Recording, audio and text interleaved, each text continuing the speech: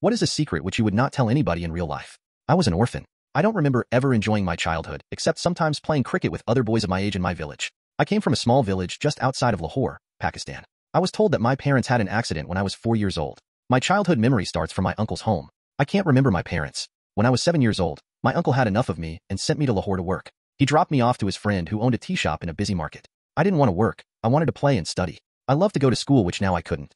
I was hired for 4,000 rupees, which was a lot of money for me, but I came to know that I will get only 1,000 Pakistani rupees for my work, and rest will be paid to my uncle. After 1 year of working there, I used to deliver tea to a complete surrounding area of the tea shop. I was responsible for the collection of money, delivery of tea, and retrieval of teacups. One day, the tea shop owner asked me to make a special delivery at a compound nearby. When I took the tea to the compound, there were men sitting around in a round table in an open area. I delivered the tea to a person named Akil, which the tea shop owner Mr. Bilal told me. When I delivered the tea and asked for the money and said that, please kindly give me the money because I have a lot of other deliveries to make. I don't know what happened, but this Akil guy flipped and threw 2 cups of teas on me, which was extremely hot, and I started crying because of pain, and then he said to me, do you know who I am? Now you will remember me always, scum. I left from the compound scratching my neck from burns. Now, when I remember back, nobody stopped me and asked me what was wrong. It was approximately 3-minute walk back to the tea shop. The market was full of customers, and a child is crying and walking, and nobody stopped him or asked him what happened. Then when I reached the shop, Mr. Bilal asked me what happened and I told him everything. Then he accused me why I asked them for money. Then I replied, you told me to ask for these things.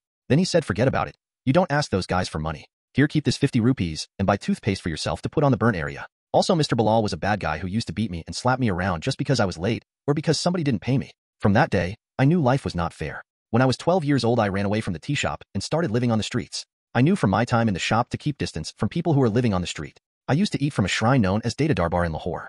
Then I knew I wanted to get a job, so I can become something like the people that are sitting in an AC car. I knew I had to get an education, but how? I didn't know anything about studies. So I decided to join a canteen shop in a school. There was one school which was very famous. I went to the canteen shop of that school and begged the guy in there to hire me because I wanted to study. I don't know why, but he did hire me and used to pay me 3,000 rupees per month. There was a female teacher in this school who was very nice. One day she approached me as I was working in the canteen and asked me about studies. I don't know what prompted her to ask me this, but she did. I told her that I wanted to study, but I don't have any money. She just said that don't worry about it. The next week I was enrolled in the same school I was working at. Now I am 37 years old. I'm married and have my own software house and a small general store, which I achieved with my sheer determination and hard work and some help from extremely generous people. I have 3 boys and 2 girls. My wife often asks me regarding the burnt marks on my neck and chest, and I always reply it's a burnt tattoo. I'm happy. I got lucky. Not many people get lucky. Child labor is one of the worst things that can happen to a child. It's my secret, and now nobody can call me low-life scum. Nobody can use me as their punching bag. Life is beautiful now, but I know from experience how ugly it can be.